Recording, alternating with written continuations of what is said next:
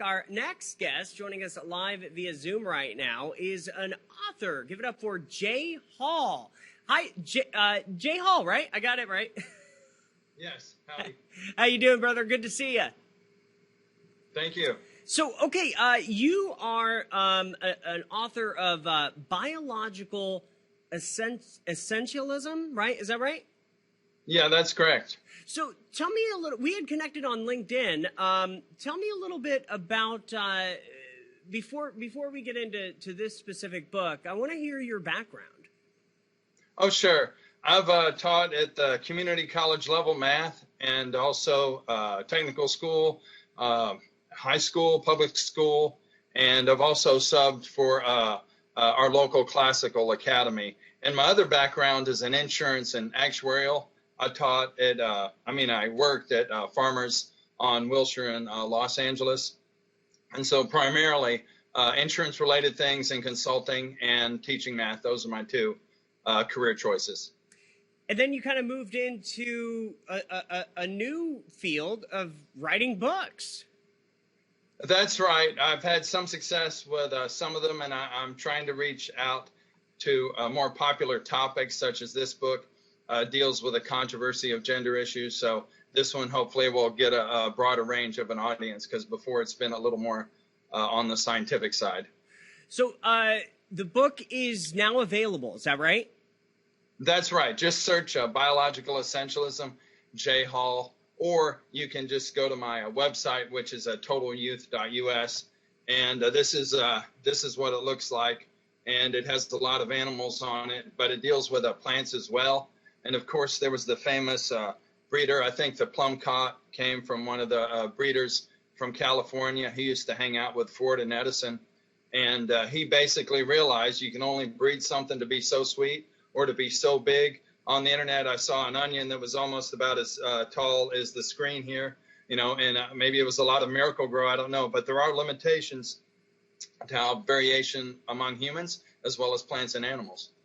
So walk us through some of the stories in your newest edition. Sure. Well, for humans, apparently the Neanderthals had bigger brain sizes, but intelligence doesn't necessarily correlate with that. And right. Some people are smaller, some people are bigger. But the idea is, as many things people have tried, even some kind of genetic engineering things almost, we haven't got humongously smarter. Everybody's not Einstein. And if we go with plants, there is some variation. So it was the Mexicans, the ancient Mexicans, that figured out how to take this teosinte and turn it into the corn we have today, which is grown throughout the country. Tell me a little bit about what your readers are saying thus far. Well, I haven't had tons of response, but I think the most thing is I try to make it fun. I have tons of illustrations, some of them almost at the mean level, whereas some of them are charts that explain, like I talk about the genetic variation of various classes, like say salamanders, or maybe compared to turtles or something.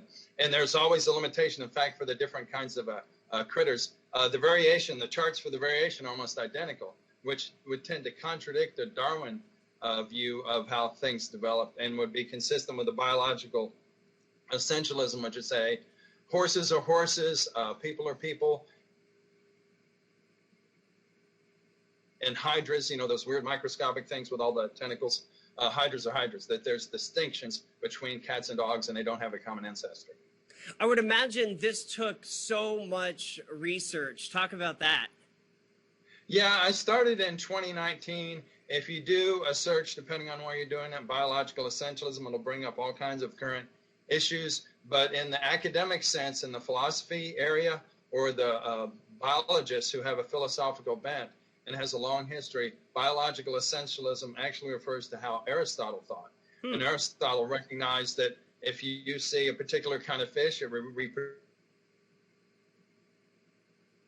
that. Or if you see a certain kind of flower, it reproduces that. That is often tagged as Aristotle's biology, and so I have something in there on that, and that's well recognized in the academic community. But if you just type in biological essentialism without adding my name, Jay Hall, you will get all kinds of different things, and especially on some of the controversial gender issues. We're going to be looking at a video I think that you sent in. Kind of walk us, or you didn't send it in, but it was on your LinkedIn, and I think you are somewhere in the desert. Do you know that video I'm talking about? You're wearing a blue shirt. I think I know there might be a pump jack in the background. Yes, that's right. Walk us through this. Sure. So, now where exactly was this filmed at? Okay, where we're at is in West Texas, and if you know Midland, Odessa, those are probably the two prominent towns. Bush, the younger, was at Boren in Midland, and in a big oil-related area. And so I found a place that had some rocks that were really cool, and a pump jack in the background to give the idea, like, how old is the oil? Well, actually, you take, biological materials with enough pressure and heat.